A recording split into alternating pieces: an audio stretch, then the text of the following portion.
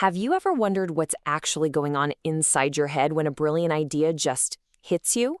Well, today we're going to pull back the curtain and look at the real science behind those amazing aha moments. And it all starts with a question I'm pretty sure you've asked yourself before, right? We've all been there. You're not even trying to solve a problem, you're just on autopilot, and then bam, the perfect solution pops into your head. It feels totally random, almost like magic. But it's not magic at all. It's neuroscience. And honestly, this one simple question is the key to unlocking the whole creative process. Okay, so before we dive deep, let's just make sure we're all on the same page. When scientists talk about creativity, they're not talking about some mystical, artsy-fartsy force. They use a really practical definition, like this one from psychologist Michael Mumford. And the two words you've got to remember here are novel and useful. The idea has to be new, sure, but it also has to work. It has to solve a problem or have some kind of value. So let's get back to that shower. What is the secret ingredient behind this whole aha moment thing? Well, the science points to a very specific and pretty fascinating state of mind. The truth is, it has absolutely nothing to do with the water. Nope. These moments of insight tend to happen during any low-stress, automatic activity. Think showering, going for a long walk, even just zoning out and daydreaming. It's that moment when you stop focusing so hard on a problem that your brain finally gets the freedom to wander, to roam, and to make some really cool new connections. And this isn't your brain being lazy. It's your brain doing some of its most important work. So, if our brain isn't just off when it's wandering, what is it doing? Well, it turns out it's firing up this incredibly powerful internal idea factory. So let's meet the team that's running the whole operation. First up, this is the default mode network, or DMN. The best way to think about it is as your brain's inner brainstormer. It lights up when you're not focused on the outside world. This is the part of your brain that's pulling up old memories, imagining the future, and just smashing different ideas together to see what sticks. It's where all the raw material for creativity gets cooked up. And this isn't just a fun theory. Neuroscientists like Dr. Flavio Frolic put it perfectly.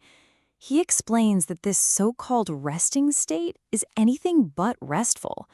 The brain is actively working, forming these new, sometimes really out there associations. It's not wasting energy at all. It's searching for the connections that lead to those big breakthroughs. But here's the thing. Having a ton of wild ideas from our brainstormer, that's not enough.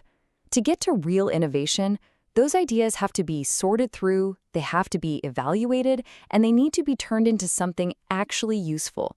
And that requires a completely different way of thinking. This brings us to two really critical modes of thought. On the one hand, you have divergent thinking. That's the DMN's specialty, just going wide, exploring, generating tons of possibilities. But on the other hand, you have convergent thinking. That's the process of narrowing all those options down to find the single best solution. Real creativity needs this dynamic dance between both. And who's in charge of that focused, convergent thinking? Well, meet the Executive Control Network, or ECN. If the DMN is your freewheeling brainstormer, the ECN is your brain's strict project manager. This network is all business. It kicks in when you need to focus, analyze an idea, and make a decision. It takes all that raw material from the brainstormer and asks the tough question. Okay, this is cool, but will it actually work? So you've got these two networks that seem to be total opposites. How do they work together? That's where the Salience Network, or SN, comes in. This is the director of your whole creative team. Its job is to pay attention to what's going on and decide who gets the spotlight. Should we let the brainstormer run wild, or is it time for the project manager to take over and focus? And right here in these brain scans, you can actually see the Salience Network doing its thing. These highlighted areas, they're the physical parts of your brain that act as that critical switch. It's this flexible, nimble toggling between generating ideas and evaluating them that neuroscientists believe is the true hallmark of a highly creative brain. But the story doesn't stop with these three networks. Not even close. The neuroscience of creativity has a wild side, full of some really surprising connections and strange paradoxes that might just challenge everything you think you know. So let's talk about dopamine.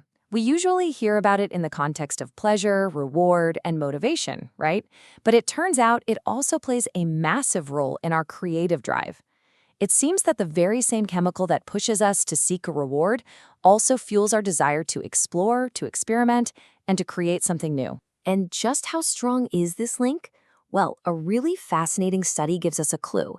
They looked at creative patients with Parkinson's disease, a condition that involves low dopamine levels. When these patients received a treatment that allowed for a nearly 69% reduction in their dopamine-boosting medication, guess what happened? Almost all of them reported that their creative drive just vanished. It's a powerful link between a drop in dopamine and a drop in creativity. Okay, now for a true paradox. This is where things get really strange. While we all know brain health is important, there are these incredibly rare cases where damage to specific parts of the brain, especially the frontal lobes, can actually unlock artistic talent in people who never had it before. These MRI images actually show a composite of the brain regions from several of these exact patients. The leading theory is that damage right here, in the frontal lobes, home of our inner project manager, can basically release the brakes on other, more associative parts of the brain. It's almost like by silencing that inner critic, the inner artist is suddenly set free. So, what does all this amazing science mean for you and me? Well, the best news is that creativity isn't some fixed trait you're either born with or you're not. Now that we understand the brain networks behind it, we can actually take steps to make them stronger. And this isn't just a theory. Take this study, for example. It compared kids from Montessori schools, where the learning is really flexible and self-directed, to kids from more traditional schools. The Montessori students consistently scored higher on creative thinking tests. It's pretty powerful proof that our environment and the way we learn can literally shape our brain's capacity for creativity. So how can you train your own creative networks? The science points to some really clear practical habits. Getting consistent sleep is huge. That's when your brain consolidates memories and lets your brainstormer network go to town. Staying socially engaged keeps your mind sharp. Trying new, challenging hobbies literally builds new pathways in your brain. And practicing mindfulness, that can help you get better at noticing your own thoughts, which strengthens that all-important director, the salience network. So if you take one thing away from all this, let it be this. Creativity isn't some unknowable magic. It's a real, physical process happening inside your head. It's that dance between letting your mind wander and reining it in, between the brainstormer and the project manager. You already have all the hardware, and now that you know a little more about the user's manual, the only question left is, what will you create?